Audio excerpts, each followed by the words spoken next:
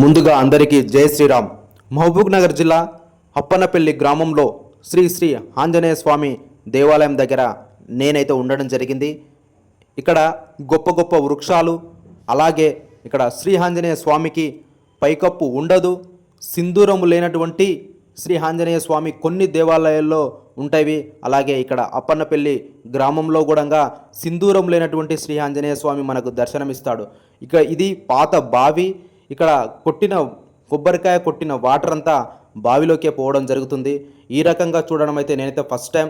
అలాగే ఇక్కడ శ్రీ శ్రీ ఆంజనేయ స్వామిని దర్శనం చేసుకోవడానికి చాలామంది, ఈరోజు కార్తీక మాసం కాబట్టి చాలామంది భక్తులందరూ రావడం జరిగింది. చూడండి,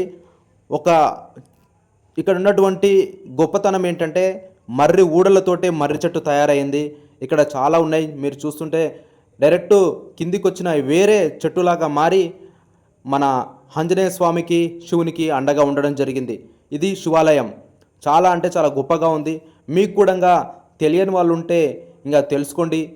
అప్పన్నపల్లి ఆంజనేయ స్వామిని దర్శనం చేసుకుంటే కోరిన కోరికలు నెరవేరుతాయని భక్తుల నమ్మకం. ఫుల్ వీడియో కోసం కరాటే మాస్టర్ మల్లేష్ యూట్యూబ్ ఛానల్లో ఉంటుంది. మీరందరూ వెళ్ళి నా ఛానల్ని సబ్స్క్రైబ్ చేసుకొని లైక్, షేర్ చేయండి.